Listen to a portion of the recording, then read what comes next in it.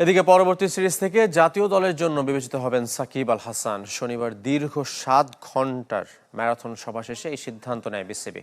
Home and away সিরিজে খেলার সুযোগ থাকছে সাকিবের, তবে যা নির্ভর করবে তার ফিটনেসের উপর।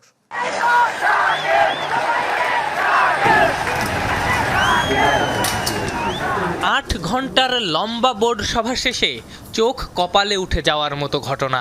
বিশ্বকাপ থেকে অফিসিয়ালি ছিটকে যাওয়ার দিনে হুট করে উদয় হলেন সাকিব আল হাসান। এখন থেকে আবারও নাকি হোম অ্যান্ড অ্যাওয়ে দুই ক্ষেত্রেই জাতীয় দলের জন্য বিবেচিত হবেন সাকিব।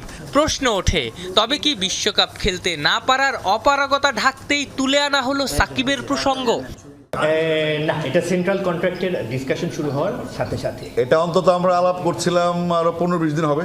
সাথে বিগত কয়েকটা দিন কন্টিনিউ যোগাযোগে ছিলাম এবং সাকিবের ইচ্ছা ছিল সে বাংলাদেশ থেকে একটা পূর্ণাঙ্গ সিরিজ খেলে সে রিটায়ার করবে। এটা তার একটা ইচ্ছা এবং আমরা সবাই সাকিবের অবদান সম্বন্ধে জানি। বাংলাদেশের ব্র্যান্ড, আমাদের ক্রিকেটের ব্র্যান্ড 100 ইয়ার্স আমরা সাকিব পাবো না এবং সেটার প্রতি শ্রদ্ধা রেখেই বাংলাদেশ ক্রিকেট বোর্ডে আজকে উত্থাপিত হয়েছে সাকিবের ইস্যুটা।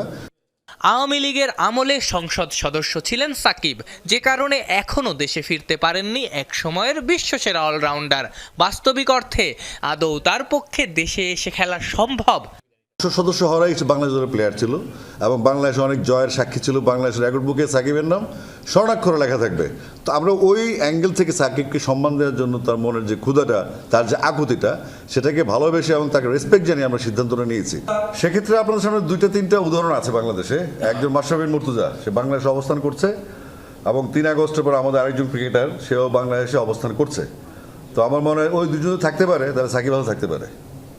বর্তমান বোর্ডের অধীনে এটাই হতো প্রথম বিশ্বকাপ। সেই বিশ্বকাপে অংশ নিতে না পারলেও এটাকে ব্যর্থতা হিসেবে মানতে নারাজ সাবেক ক্রিকেটার ও বিসিবি পরিচালক আব্দুর রাজ্জাক। কারণ সবকিছুই ঘটেছে সিকিউরিটির কারণে।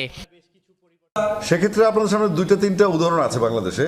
একজন মাশরাফি বিন মুর্তজা, সে বাংলাদেশে অবস্থান করছে এবং 3 আগস্টের পর আমাদের আরেকজন ক্রিকেটার, সেও বাংলাদেশে অবস্থান করছে।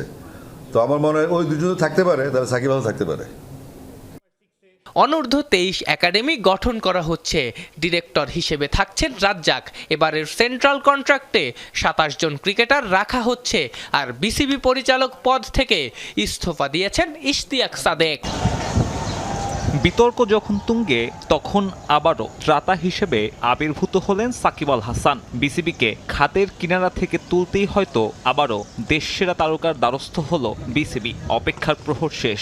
জাতীয় দলের জার্সিতে আবারও বিবেচিত হবেন এই অলরাউন্ডার। বোর্ড সর্বসম্মতিক্রমে সিদ্ধান্ত গ্রহণ করেছে যে যদি বেসড অন সাকিব আল হাসানের অ্যাভেলেবিলিটি, ফিটনেস এবং অ্যাক্সেসিবিলিটি প্লাস হচ্ছে যেখানে খেলা হবে ভেন্যুতে, ওখানে যদি প্রেজেন্ট থাকার মতো ক্যাপাসিটি থাকে, অবশ্যই বোর্ড বা সিলেকশন প্যানেল সাকিব আল হাসানকে পরবর্তীতে সিলেকশনের জন্য বিবেচনা করবে।